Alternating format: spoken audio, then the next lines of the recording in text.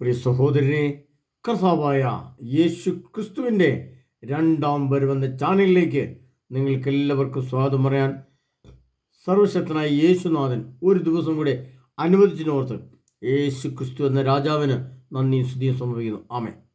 പ്രിയപ്പെട്ടവരെ, നമ്മൾ ഇന്ന് ലോകം മുഴുവനും വലിയ ഒരു നാടകം കണ്ടുകൊണ്ടിരിക്കുകയാണ്. ലോകം മുഴുവനും ആ നാടകത്തെ വളരെ ശ്രദ്ധാപൂർവം കാണുകയാണ്. ആ നാടകം എന്താണ് എന്ന് ചോദിച്ചാൽ, ഗാസയിലെ ആളുകൾ തിരിച്ചു വരുന്നു, ബന്ദികളായിട്ട് പിടിച്ചുകൊണ്ട് പോയവരെ വിട്ടുകൊടുക്കുന്നു, അവരെ സന്തോഷത്തോടെ ആളുകൾ സ്വീകരിച്ച് വീടുകളിൽ കൊണ്ടുവന്നു. ഇതൊക്കെ കൈകാര്യം ചെയ്യാൻ റെഡ് ക്രോസ് ഉണ്ട്. വളരെയേറെ രാഷ്ട്രങ്ങളുടെ തലവന്മാരും അതിൻ്റെ ഉദ്യോഗസ്ഥരും എല്ലാം ഉണ്ട് അവിടെ. അവരെല്ലാം ലോകം മുഴുവൻ ക്യാമറ കണ്ണിൽ വെച്ച് ഇതൊക്കെ കാണുകയാണ്. എന്താണ് യഥാർത്ഥത്തിൽ പ്രിയപ്പെട്ടത് ഈ നാടകത്തിൻ്റെ പിന്നിലെ രഹസ്യം? അത് വിശുദ്ധ ഗ്രന്ഥത്തെ ആസ്പദമാക്കി നോക്കുമ്പോൾ ഇപ്പോൾ സംഭവിച്ചുകൊണ്ടിരിക്കുന്നതും ഇനി നാളെ സംഭവിക്കാനിരിക്കുന്നതുമായ ചില കാര്യങ്ങളുടെ മുൻ സൂചനകളാണ്. സമാധാനത്തിലും സന്തോഷത്തിലും സ്വന്തം രാജ്യത്തിൻ്റെ മണ്ണിൽ കൂടെ അധ്വാനിച്ചും പ്രാർത്ഥിച്ചും സന്തോഷത്തോടെ ഉല്ലസിച്ചു നടന്ന ഇസ്രായേൽക്കാരെ കൊല്ലുകയും ബാക്കിയുള്ളവരെ തട്ടിക്കൊണ്ടുപോവുകയും ചെയ്ത് വർഷങ്ങളോളം അവർ അടിമത്തത്തിൽ വെച്ചതിന് ശേഷം വിട്ടുകൊടുക്കുന്ന ഈ ഒരു നാടകം ലോകം മുഴുവൻ കാണുമ്പോൾ, പ്രിയപ്പെട്ടവരെ, ഇതിന് ഇനി സംഭവിക്കാൻ പോകുന്നത് എന്താണ് എന്നുള്ളതിനെപ്പറ്റി പല വാർത്തകളും നമ്മൾ കാണുന്നുണ്ട്, കേൾക്കുന്നുണ്ട്. അത് എന്താണെന്ന് കുറേയേറെ ആൾക്കാർക്കൊക്കെ അറിയുകയും ചെയ്യാം. എന്നാൽ വിശുദ്ധ ഗ്രന്ഥത്തിൻ്റെ അടിസ്ഥാനത്തിൽ ഇനി അവിടെ എന്താണ് സംഭവിക്കുക എന്നുള്ളതിനെ പറ്റി ഒരു ചെറിയ ചിന്ത ഞാൻ നിങ്ങൾക്ക് തരാൻ ആഗ്രഹിക്കുകയാണ്. അത് ആമോസ് പ്രവാചകൻ്റെ പുസ്തകം 1-ാം അധ്യായം അതിൻ്റെ 6-ാം തിരുവചനത്തിൽ അവിടെ ചില കാര്യങ്ങൾ ഇനി സംഭവിക്കാനിരിക്കുന്ന അടുത്ത കാലങ്ങളിൽ, തൊട്ടടുത്ത കാലങ്ങളിൽ, പ്രത്യേകിച്ചും 2027 കാലഘട്ടങ്ങളിൽ അല്ലെങ്കിൽ 2007 ആരംഭത്തിൽ അവിടെ സംഭവിക്കാനിരിക്കുന്ന ഒരു വലിയ സംഭവത്തെക്കുറിച്ച് ആമോസ് പ്രവാചകന് 2000-2500 വർഷങ്ങൾക്ക് മുമ്പ് സർവശക്തനായ പിതാവായ ദൈവം കൊടുത്ത അരുളപ്പാടുകൾ എഴുതി വച്ചിരിക്കുന്ന നമ്മളൊന്ന് കേൾക്കുകയാണ്. ആമോസ് പ്രവാചകന്റെ പുസ്തകം 6-ാം അധ്യായം 1-ാം അധ്യായം 6-ാം തിരുവചനം. കർത്താവ് അരുളി ചെയ്യുന്നു, ഗാസ ആവർത്തിച്ച് ചെയ്ത അതിക്രമങ്ങൾക്കുള്ള ശിക്ഷ ഞാൻ പിൻവലിക്കുകയില്ല. ഗാസ ആവർത്തിച്ച് ചെയ്ത തിന്മകൾക്ക് ഉള്ള ശിക്ഷ ദൈവം പിൻവലിക്കുകയില്ല. ആ ശിക്ഷ അവിടെ നിർത്തും എന്ന് പറയാണ്. കാരണം ഏദോമിന് വിട്ടുകൊടുക്കാൻ വേണ്ടി ഒരു ജനത്തെ മുഴുവൻ അവർ തടവുകാരായി കൊണ്ടുപോയി. ഇപ്പോൾ നമ്മൾ എന്താണ് സംഭവിച്ചത്? പ്രിയപ്പെട്ട, ഇത് നമ്മൾ വായിക്കുന്നത് 3000 വർഷങ്ങൾക്ക് മുമ്പ് എഴുതിയ വചനം 2025 നിന്നാണ് വായിക്കുന്നത്. അത് മനസ്സിലാക്കണം. അപ്പോൾ ആ കാലഘട്ടങ്ങളിൽ എഴുതി വെച്ച സംഭവം ഈ കാലഘട്ടങ്ങളിൽ 3000, 3500, 4000 വർഷങ്ങൾക്കൊക്കെ ശേഷം സംഭവിക്കുന്ന പച്ചയായ സത്യങ്ങൾ, വിശുദ്ധ ഗ്രന്ഥത്തിൽ എഴുതപ്പെട്ട തിരുലിഖിതങ്ങൾ, അത് 100% ശരിയാണ് എന്ന് ലോകവും ചരിത്രവും ഇന്ന് ജീവിച്ചിരുന്ന മനുഷ്യരും തെളിവോടെ കണ്ണുകൾ കൊണ്ട് കാണുമ്പോൾ അവിടെ എഴുതി വെച്ച സംഭവം പൂർത്തിയാവുകയാണ്. പ്രിയപ്പെട്ടവരെ, ഒരു ജനത്തെ മുഴുവൻ അവർ തടവുകാരായി കൊണ്ടുപോയി. ഏതാണ്ട് 2 വർഷങ്ങൾക്ക് ശേഷമാണ് തടവിക്കൊണ്ട് വെച്ചവരെ വിട്ടുകൊടുത്തുന്ന ലോകം കണ്ണുകൊണ്ട് കാണുക. അതിനുശേഷം സർവശക്തനായ ദൈവം ഒരു കാര്യം അറിയിക്കുകയാണ് ലോകത്തോട്. ഇന്നത്തെ ഭാഷയിൽ പറഞ്ഞാൽ ഇനി സംഭവിക്കുന്ന സത്യം എന്താണ് എന്ന് ചോദിച്ചാൽ, അടുത്ത ഏതാനും ചില മാസങ്ങൾക്കുള്ളിൽ അവിടെ സംഭവിക്കാനിരിക്കുന്ന കാര്യങ്ങളെക്കുറിച്ച് കർത്താവ് എഴുതി വെച്ചിരിക്കുകയാണ്. ഗാസയുടെ മതിലിന്മേൽ ഞാൻ അഗ്നിയെ അയക്കും, അവളുടെ ശക്തിദുർഗങ്ങളെ അത് വിഴുങ്ങിക്കളയും. അപ്പോൾ പ്രിയപ്പെട്ടവരെ, ഈ കാലഘട്ടം അത്രയും അവിടെ തീ കത്തുന്നതും ബോംബിടുന്നതും ഒക്കെ നമ്മൾ കണ്ടിട്ട് അത് കർത്താവ് അഗ്നി അയച്ചതല്ലെന്നാണോ നമ്മൾ വിശ്വസിക്കുക? അത് അഗ്നി അല്ലായിരുന്നോ? ആളിക്കത്തുന്ന തീ, കെട്ടിടങ്ങൾ വീഴുന്നു, അത് ആളിക്കത്തുന്ന തീയായിട്ട് നമ്മൾ കാണുന്നു, ലോകം മുഴുവനും കാണുന്നു. എല്ലാ ജനകോടികളും ഇത് കണ്ട് ഭയവിഹ്വലരാകുന്നു. ഇതൊക്കെ കാണുമ്പോഴും അത് അഗ്നി അല്ലായിരുന്നോ? അപ്പോൾ ദൈവമായ കർത്താവ് എന്താണ് ഈ അഗ്നി കൊണ്ട് അർത്ഥമാക്കുന്നത് എന്ന് നമ്മൾ മനസ്സിലാക്കാൻ വേണ്ടി അതാണ് ഈ പശ്ചാത്തലം. ഇത് എഴുതുമ്പോൾ അന്ന് നമ്മൾ ചിന്തിക്കേണ്ടത്, ഇത് എഴുതുമ്പോൾ അന്ന് ആണവ മിസൈൽ കണ്ടുപിടിക്കപ്പെട്ടിട്ടില്ല, മിസൈലുകൾ കണ്ടുപിടിക്കപ്പെട്ടിട്ടില്ല. അന്ന് ആകപ്പാടുള്ള യുദ്ധം കുതിരയുടെ പുറത്തു പോവുക, പരിചയും വാളും കുന്തും ഉപയോഗിച്ച് വെട്ടും കുത്തുകയും ചെയ്തിട്ടുള്ള യുദ്ധമായിരുന്നു ആ കാലഘട്ടത്തിൽ. അത് 2000 വർഷം 3000 വർഷം 3500 വർഷം മുന്നോട്ട് വന്നപ്പോൾ ഇന്നത്തെ പശ്ചാത്തലത്തിൽ ആ അഗ്നി എന്നതുകൊണ്ട് സർവശക്തനായ ദൈവം അർത്ഥമാക്കുന്നത് ആണവ മിസൈലുകളെയാണ്, ആണവ ബോംബുകളെയാണ്. പ്രിയപ്പെട്ടവരെ, അവളുടെ ശക്തിദുർഗങ്ങളെ അത് വിഴുങ്ങി. അഷ്ദോദിൽ നിന്ന് അതിലെ നിവാസികളെ ഞാൻ വിച്ഛേദിക്കും. അഷ്കലോണിൽ നിന്ന് ചെങ്കോലേന്തുന്നവരെയും എക്രോണിനെതിരെ ഞാൻ കൈ ഉയർത്തും. കർത്താവ് പറയാണ്, ഫിലിസ്തീനിൽ അവശേഷിക്കുന്നവർ നശിക്കും.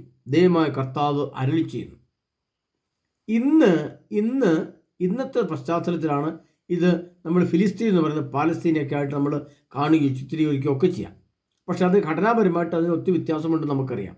പ്രിയപ്പെട്ടവരെ, എന്നാൽ ഇവിടെ ദൈവമായ കർത്താവ് അരുളി ചെയ്യാണ്, ഇനി ഇത്തരം സംഭവങ്ങൾ ആവർത്തിച്ചാൽ ഇനി ഇസ്രായേൽ എന്ന രാഷ്ട്രം നോക്കി നിൽക്കുകയില്ല, അവിടേക്ക് ആണവ മിസൈലുകളെ അയക്കുമെന്ന് 3000 വർഷങ്ങൾക്ക് മുമ്പ് സർവശക്തനായ ദൈവം എഴുതി വെച്ച വചനങ്ങളെ ഇന്നത്തെ പശ്ചാത്തലത്തിൽ നോക്കുമ്പോൾ പ്രിയപ്പെട്ടവരെ, ഇനി അവിടെ ഒരു അഗ്നി എന്ന് പറയുന്ന ഒരു ആണവ സ്ഫോടനത്തിൻ്റെ പശ്ചാത്തലം അവിടെ ഒരുങ്ങിക്കഴിഞ്ഞു എന്നുള്ളതാണ്.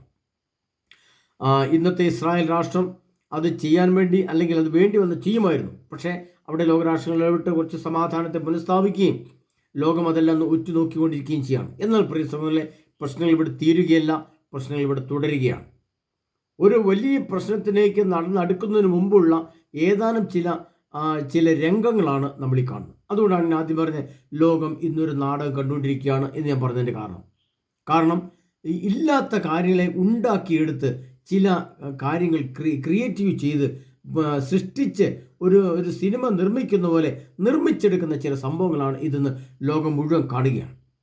അപ്പോൾ ഇനി സർവശക്തനായ ദൈവത്തിൻ്റെ ഭാഷയിൽ പറഞ്ഞാൽ, അല്ലെങ്കിൽ സർവശക്തനായ ദൈവത്തിൻ്റെ ഭാഷ ഇസ്രായേൽക്കാർ നിറവേറ്റിയാൽ ഇനി ഇസ്രായേൽക്കാരുടെ ഭാഗത്തുനിന്നും യാതൊരുവിധ ആനുകൂല്യമോ ക്ഷമയോ സഹനമോ വിട്ടുവീഴ്ചയോ ഉണ്ടാവുകയില്ല എന്ന് കർത്താവ് എഴുതി വെച്ച സംഭവമാണ് ഇപ്പോൾ നമ്മൾ കണ്ടത്. അതിലെ പ്രിയ സഹോദരങ്ങളെ, സർവശക്തനായ യേശു ക്രിസ്തു രണ്ടാമതും വരാനായിട്ട് ലോകം അതിൻ്റെ അന്ത്യത്തിലേക്ക് നടന്നെടുക്കുമ്പോൾ, ലോകം അതിൻ്റെ അന്ത്യ കാലഘട്ടത്തിൽ എത്തി നിൽക്കുമ്പോൾ, കൊരിന്തോസ് കഴുതലേഖനത്തിൽ യുഗങ്ങളുടെ അന്തിമഘട്ടം നമ്മിലാണല്ലോ വന്നെത്തിയിരിക്കുന്നത് എന്ന് പറഞ്ഞു വയ്ക്കുമ്പോൾ, യേശു ക്രിസ്തു മത്തായി സുവിശേഷത്തിൽ പറഞ്ഞു, യുഗാന്ത്യം വരെ എന്ന് ഞാൻ നിങ്ങളുടെ കൂടെ ഉണ്ടായിരിക്കും എന്ന വചനം ഇന്ന് വായിക്കുമ്പോൾ ഈ സത്യങ്ങൾ വളരെയേറെ അടുത്തു കഴിഞ്ഞുവെന്നും വളരെയേറെ നമ്മുടെ അടുത്തെത്തിയെന്നും ഇനി ഒരു ആണവ സ്ഫോടനം ഉണ്ടായാൽ എന്തു സംഭവിക്കുമെന്നും ലോകം വ്യക്തമായിട്ട് മനസ്സിലാക്കി ഗ്രഹിച്ചു വെച്ചിട്ടുണ്ട്.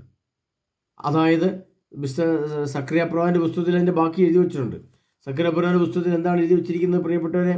അതിന് നമ്മൾ കഴിഞ്ഞ പ്രാവശ്യം കണ്ട ചില വചനങ്ങളെ നമ്മൾ നോക്കുമ്പോൾ, സക്കറിയ പ്രവാചകന്റെ പുസ്തകം 12-ാം അധ്യായം അതിൻ്റെ 3-ാം തിരുവചനത്തിൽ കർത്താവ് എഴുതി വെച്ചിട്ടുണ്ട്, അന്ന് ഞാൻ ജെറുസലേമിനെ ഭാരമേറിയ കല്ലാക്കും, അത് പൊക്കുന്നവർക്ക് കഠിനമായ മുറിവേൽക്കും, ഭൂമിയിലെ എല്ലാ ജനങ്ങളും അതിനെതിരെ ഒത്തുചേരും. കർത്താവ് അരുളി ചെയ്യുന്നു, അന്ന് കുതിരകൾക്ക് പരിഭ്രാന്തിയും കുതിരക്കാരന്മാർക്ക് ഭ്രാന്തും വരുത്തും. ജനതകളുടെ കുതിരകളെ അന്തമാക്കുന്ന അന്ന് ഞാൻ യൂദാഭവനത്തെ കടാക്ഷിക്കും. യൂദായുടെ കുലങ്ങൾ പറയും, ജെറുസലേം നിവാസികൾക്ക് തങ്ങളുടെ ദൈവമായ സൈനികളെ കർത്താവിൽ നിന്ന് ശക്തി ലഭിച്ചിരിക്കുന്നു. ഈ ശക്തി ലഭിക്കുന്നപ്പോഴാണ് ദേവാലയം പണിത് കഴിയുമ്പോൾ. ദേവാലയം പണിത് അതിൽ ശക്തമായ ഇസ്രായേൽക്കാരുടെ പഴയകാല ബലികളും ആരാധനകളും പുനഃസ്ഥാപിക്കപ്പെടുമ്പോൾ ഇസ്രായേൽക്കാരിലേക്ക് സർവശക്തനായ ദൈവത്തിൻ്റെ ആത്മാവ് ഇറങ്ങി വരികയും അവരെല്ലാം സന്തോഷം കൊണ്ട് തുള്ളിച്ചാടുകയും ധീര പോരാളികളായിട്ട് അവർ ലോകത്തിനു മുമ്പിൽ പ്രത്യക്ഷപ്പെടുകയും ചെയ്യുന്ന പശ്ചാത്തലം ഇനിയും അതിശക്തമായിട്ട് വരുമ്പോൾ ഇസ്രായേലിനെതിരെ സകല ജനങ്ങളും ഒത്തുചേരുമെന്ന് പറയുമ്പോൾ പ്രിയപ്പെട്ടവരെ, ഗാസയുടെ മതിലുമേ ഞാൻ അഗ്നി അയക്കും എന്ന ആമോസ് പ്രവാചകന്റെ വചനത്തെ കൂടെ നമ്മൾ നോക്കി വെക്കണം. കാരണം ഇന്നാണ് ഇത് വായിക്കുന്നത്, അല്ലെങ്കിൽ ഇന്നാണ് ഇത് സംഭവിക്കാൻ ഉള്ളത്. 2025 കാലം മുതൽ 2033 വരെയുള്ള ചില പശ്ചാത്തലങ്ങളിൽ ഈ ആണവ സ്ഫോടനം അനിവാര്യമായി വന്നിരിക്കുന്ന പശ്ചാത്തലം ലോകത്തിനു മുന്നിൽ അത് അത്യന്തം ഭയാനകവും അത്യന്തം വേദനാജനകവുമായിരിക്കും. അതോടുകൂടി ലോകത്തു നിന്നും അങ്ങോട്ടും ഇങ്ങോട്ടും വലിയ വലിയ ആക്രമണങ്ങൾ വീണ്ടും ഉണ്ടാകും. അത് പെട്രോൾ ഡീസൽ ഈ ഭൂമിയിൽ നിന്ന് അപ്രത്യക്ഷമാകാൻ ഇടവരുത്തും. അതോടെ ഭക്ഷണ പദാർത്ഥങ്ങൾ നമ്മുടെ കൺമുമ്പിൽ നിന്ന് ഇല്ലാതെയാകും. അതോടനുബന്ധിച്ച് ലോകത്തിൻ്റെ ഗതാഗത സംവിധാനങ്ങൾ ഇല്ലാതെയാകും. ഇങ്ങനെ ഘട്ടം ഘട്ടമായി 27, 28 കാലഘട്ടങ്ങൾ വരുമ്പോൾ മനുഷ്യന് മുമ്പിൽ അങ്ങനെ ഒരു കലണ്ടർ അച്ചടിച്ച് 2027, 2028, 2029 എന്ന് പറഞ്ഞ് അടിച്ചിറക്കുമ്പോൾ അവിടെയൊക്കെ സംഭവിക്കുന്നത് വിശുദ്ധ ഗ്രന്ഥത്തിൽ എന്ത് എഴുതി വെച്ചോ ആ എഴുതി വെച്ച സത്യങ്ങൾ അതേപടി സംഭവിക്കുന്ന സംഭവങ്ങളാണ് എന്ന് മനസ്സിലാക്കിക്കൊണ്ട് പ്രിയപ്പെട്ടവരെ, നമ്മൾ കഴിഞ്ഞ ക്ലാസ്സിൽ ഞാൻ പറഞ്ഞു, ലോത്തിൻ്റെ നോഹയുടെ ദിനങ്ങൾ പോലെ ആയിരിക്കും മനുഷ്യപുത്ര ദിവസങ്ങളിലും. ലോത്തിൻ്റെ നാളുകളിൽ സംഭവിച്ചത് എങ്ങനെയോ അങ്ങനെ തന്നെയായിരിക്കും മനുഷ്യപുത്ര ദിവസങ്ങളിലും എന്ന് പറയുന്ന എല്ലാവിധ പശ്ചാത്തലവും സംഭവങ്ങളും സംഭവവികാസങ്ങളും ഈ ലോകത്തിപ്പോൾ സംഭവിച്ചുകൊണ്ടിരിക്കുമ്പോൾ യേശുക്രിസ്തുവിൻ്റെ രണ്ടാമത്തെ മടങ്ങി വരവ് ഏറ്റവും അടുത്തെത്തിയ ഒരു കാലഘട്ടത്തിൽ നിൽക്കുമ്പോൾ പ്രിയപ്പെട്ടവരെ, 2027 ആഗോള യുദ്ധം തുടങ്ങുമെന്നും 2030 ജൂൺ മാസത്തിൽ ഗോഗിൻ്റെ ഭരണം വരുമെന്നും 2033 യുഗാന്ത്യമാണെന്നും അതിനുശേഷം 45 ദിവസമാണ് ഈ പ്രപഞ്ചമുള്ളതെന്നൊക്കെ വളരെ വ്യക്തമായ കണക്കിൽ കൂടെ ഈ എളിയദാസിൽ കൂടെ ക്ലാസ്സുകൾ ഞാൻ തന്നിട്ടുണ്ട്. അതനുസരിച്ച് നാം അതീവ ശ്രദ്ധയുള്ളവരായിരിക്കണം, അതീവ ജാഗ്രതയുള്ളവരായിരിക്കണം, അതീവ പ്രാർത്ഥനയുടെ തീക്ഷ്ണത തന്നെ നമ്മുടെ ഹൃദയത്തിൽ വേണം. നാം വിശുദ്ധ ഗ്രന്ഥത്തിലെ വചനങ്ങൾ അനുസരിച്ച് അതുപോലെ തന്നെ ജീവിച്ചില്ല എങ്കിൽ നഷ്ടം പെട്ടു പോകുന്നത് നമുക്കൊരു നിത്യജീവനാണ്. കാരണം യേശുക്രിസ്തു ഇനി നിത്യജീവനെ കൊണ്ട് വരാൻ അധികം കാലമില്ല പ്രിയപ്പെട്ടവരെ. അത് മനസ്സിലാക്കുമ്പോഴാണ് നമ്മൾ ഏറ്റവും കൂടുതൽ നിത്യജീവനെ ബഹുമാനിക്കും അംഗീകരിക്കും. യേശുക്രിസ്തു രണ്ടാമത്തെ വരാൻ വേണ്ടി ഏറ്റവും കൂടുതൽ ഒരുങ്ങേണ്ടത് ഒരു നിത്യജീവൻ തരുവാൻ വേണ്ടി യേശുക്രിസ്തു വീണ്ടും ഭൂമിയിലേക്ക് വരുന്ന കാലഘട്ടവും പശ്ചാത്തലം ഏറ്റവും അടുത്തെത്തി. അതാണ് യുഗാന്ത്യം, അതാണ് 2033. ഞാൻ പലപ്പോഴും പറഞ്ഞിട്ടുണ്ട് 2025 എന്ന സംഖ്യ എങ്ങനെ വരുന്നു, 2025 എന്ന ഒരു ഡേറ്റ് ഈ ഭൂമിയിൽ എങ്ങനെയാണ് വന്നത് എന്ന് ഒരിക്കലും ഒരു വ്യക്തിയോട് ചോദിച്ചപ്പോൾ അദ്ദേഹം പറഞ്ഞു 2024 കഴിഞ്ഞാൽ 2025 വരും എന്ന് പറഞ്ഞു. അത് അദ്ദേഹത്തിൻ്റെ നിലവിലുള്ള ജ്ഞാനം. അപ്പോൾ എന്തുകൊണ്ടാണ് നിങ്ങൾ അങ്ങനെ ചോദിച്ചപ്പോൾ ഞാൻ പറഞ്ഞു, പ്രിയപ്പെട്ടവരെ, അങ്ങനെയല്ല. AD 33 മുതൽ 1000 കൂട്ടുമ്പോൾ 1033, അവിടുന്ന് വീണ്ടും 1000 കൂട്ടുമ്പോൾ 2033 ആയിട്ടില്ല. 2033 ആകണമെങ്കിൽ, യേശു പറഞ്ഞ യുഗാന്ത്യം ആകണമെങ്കിൽ എന്തു സംഭവിക്കണം? 2025 നിന്ന് 8 കൂട്ടുമ്പോഴാണ് 2033 കിട്ടുന്നത്. അത് നമുക്കറിയാം. അപ്പോൾ ആ 8ൻ്റെ കുറവിൽ വന്ന് നിൽക്കുന്ന സംഖ്യയാണ് 2025. അതായത് വീണ്ടും അവിടുന്ന് 8 വർഷം മുന്നോട്ട് പോയാൽ യേശു ക്രിസ്തു പറഞ്ഞ യുഗാന്ത്യം വരെ എന്നും ഞാൻ നിങ്ങളുടെ കൂടെ ഉണ്ടായിരിക്കും എന്ന വചനം അവിടെ നിറവേറും. അപ്പോൾ പ്രിയ സഹോദരങ്ങളെ, യുഗാന്ത്യത്തിന് ശേഷം ക്രിസ്തു ഭൂമിയിലില്ല, സഭ ഭൂമിയിലില്ല, സുവിശേഷം ഭൂമിയിലില്ല, ജീവിതവും ഭൂമിയിലില്ല. പിന്നെയുള്ളത് 3ാം ലോക മഹായുദ്ധത്തിൻ്റെ ബഹിരാകാശ യുദ്ധമാണ്. അങ്ങനെയാണ് സൂര്യനും ചന്ദ്രനും ഭൂമിയും ഈ ലോകത്ത് കത്തിച്ചാമ്പലായി പ്രപഞ്ചം മാറ്റപ്പെട്ട് പ്രപഞ്ചം ഇല്ലാതെയായി സ്വർഗമെന്ന പരമസത്യവും പാതാളമെന്ന നിത്യ സത്യവും മനുഷ്യൻ്റെ കണ്ണുകൊണ്ട് കാണേണ്ടി വരിക. ആ പാതാളത്തിലേക്ക് പോകാതെ സ്വർഗത്തിലേക്കുള്ള മാറ്റപ്പെടലാണ് യേശു ക്രിസ്തു രണ്ടാമത്തെ വരവെന്ന് മനസ്സിലാക്കിക്കൊണ്ട് പ്രിയ സഹോദരങ്ങളെ, നാം ഒരുങ്ങിയില്ലെങ്കിൽ ഇതാ കർത്താവ് പറയുന്നു. ആമോസ് പ്രവാചകനിലൂടെ 2000-3000 വർഷങ്ങൾക്ക് മുമ്പ് കർത്താവ് എഴുതി വെച്ച വചനം, അതൊക്കെ സംഭവിക്കുമ്പോൾ ലോകത്ത് സംഭവിക്കുന്ന ഭയാനകമായ വലിയ യാതനകൾ, കൊടിയ പ്രശ്നങ്ങൾ, ഒരുപാട് ആകുലതകളുടെ അവസ്ഥകൾ ഭൂമിയിലുണ്ടാവും. അതുകൊണ്ട് കർത്താവ് പറഞ്ഞ് ആമോസ് 1-ാം അധ്യായം അതിൻ്റെ 6-ാം തിരുവചനം 7-ാം തിരുവചനം, ഗാസയുടെ മതിൽമേൽ ഞാൻ അഗ്നിയെ അയക്കും എന്ന് കർത്താവ് പറഞ്ഞിൽ. അത് പ്രിയപ്പെട്ട മറ്റൊരു കാര്യം കൂടെ അതിനകത്ത് തന്നെ ഉണ്ട്. അതായത് ഈ ഗാസയുടെ 7 മതിൽ, അതായത് ഇസ്രായേലിന് ചുറ്റുമുള്ള 7 രാഷ്ട്രങ്ങൾ, ഇപ്പം നിലവിലുള്ള 7 രാഷ്ട്രങ്ങളുടെ 7 മതിൽ എന്ന് പറയുന്ന അതിർത്തി, അതിൻ്റെ അതിർത്തി ഇസ്രായേലിനെ പൊതിഞ്ഞു നിൽക്കുന്ന മറ്റു രാഷ്ട്രങ്ങളുടെ 7 അതിർത്തികളിന്മേൽ സർവശക്തനായ ദൈവം തന്നെ ആണവ മിസൈലുകളെ അയക്കുമെന്നും അത് യുഗാന്ത്യത്തിൽ സംഭവിക്കുമെന്നും 2027 തുടക്കമുണ്ടാവുമെന്നും 33 അവസാനിക്കുമ്പോൾ ഇതെല്ലാം പൂർത്തിയാകുമെന്നും അറിഞ്ഞുകൊണ്ട് ഏതാനും ചുരുങ്ങിയ ചില ഈ പശ്ചാത്തലങ്ങളിൽ എത്രയും പെട്ടെന്ന് ഒരു വിശുദ്ധീകരണ പ്രക്രിയയ്ക്കായിട്ട് നാം ഒരുങ്ങണം പ്രിയപ്പെട്ടവരെ.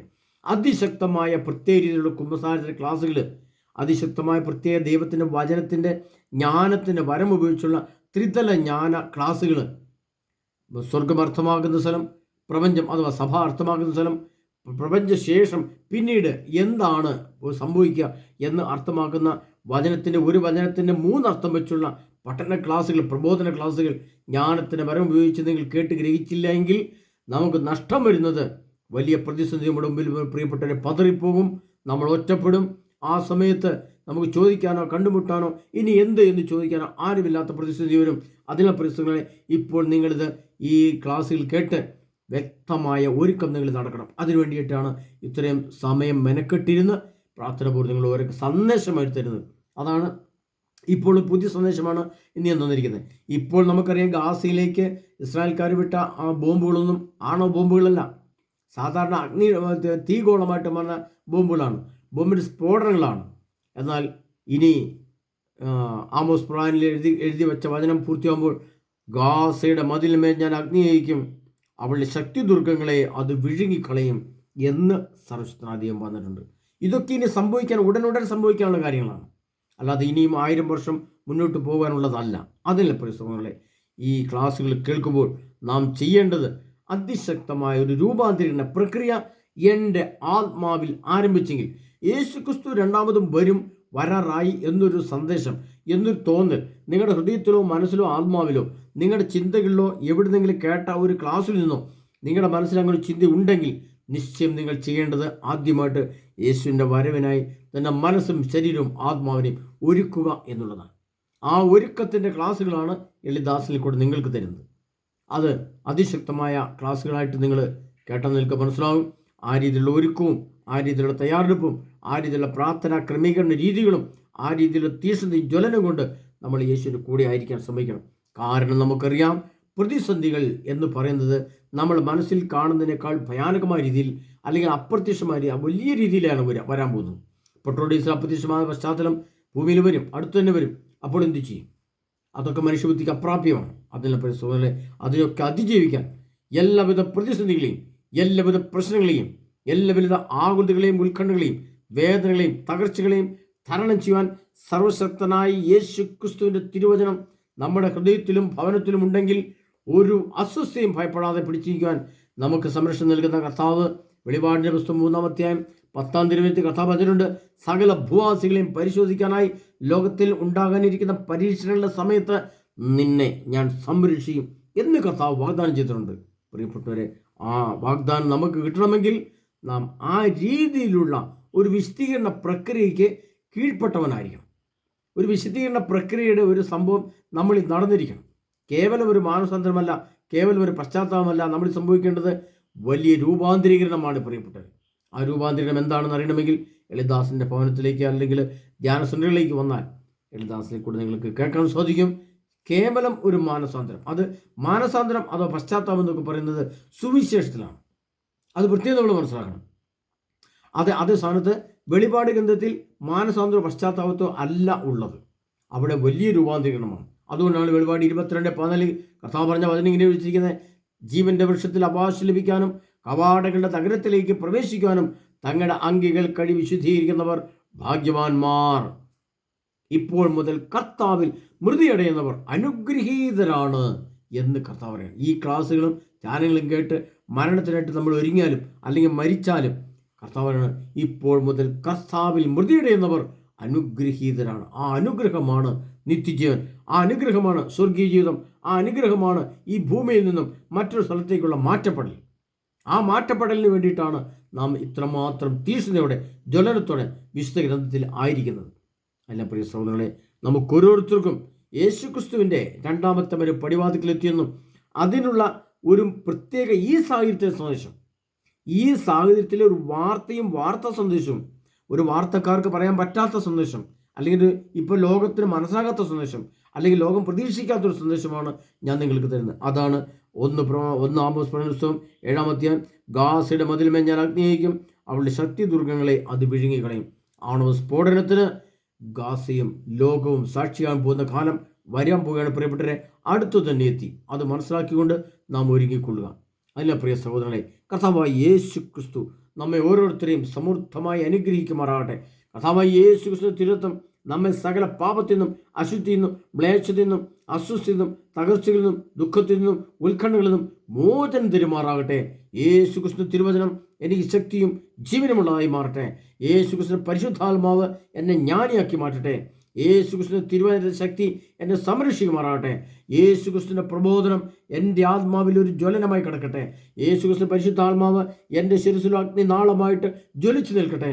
യേശു ക്രിസ്തുവിനെ ഓർത്ത് സുവിശേഷം പറയുവാനും പ്രസംഗിക്കുവാനും അതിനുവേണ്ടി യാത്ര ചെയ്യാനും അതിനുവേണ്ടി പൈസ മുടക്കാനും നിങ്ങൾ തയ്യാറാണെങ്കിൽ പ്രിയപ്പെട്ടവർ, നിങ്ങൾ സുവിശേഷത്തിൽ പങ്കാളികളാവും. അതിലെ പ്രിയ സഹോദരങ്ങളെ, കർത്താവായ യേശു ക്രിസ്തുവിൻ്റെ സുവിശേഷ പ്രഘോഷണ ശുശ്രൂഷയ്ക്ക്, പ്രത്യേക സുവിശേഷത്തിന് വേണ്ടിയിട്ടല്ല, എൻ്റെ ഭാഷയിൽ പറഞ്ഞാൽ സനാതന സുവിശേഷത്തിന് വേണ്ടി, മറ്റൊരു ഭാഷയിൽ പറഞ്ഞാൽ യേശു ക്രിസ്തുവിൻ്റെ രണ്ടാമത്തെ വരവിൻ്റെ ഒരുക്കത്തിന് വേണ്ടി, അതിനുവേണ്ടി നിങ്ങളാൽ കഴിയുന്ന എല്ലാ പ്രാർത്ഥനയിലും സഹായ സഹകരണങ്ങളും ചെയ്തുകൊണ്ട് യേശുക്രിസ്തുവിൻ്റെ വരവിനായിട്ടുള്ള ഒരുക്കം നമ്മളിൽ ഒരു തുടക്കമായി മാറട്ടെ. പ്രിയ സഹോദരങ്ങളെ, കർത്താവായ യേശുക്രിസ്തു നമ്മെ ഓരോരുത്തരും സമൃദ്ധമായി അനുഗ്രഹിക്കുമാറാട്ടെ. ആമേൻ.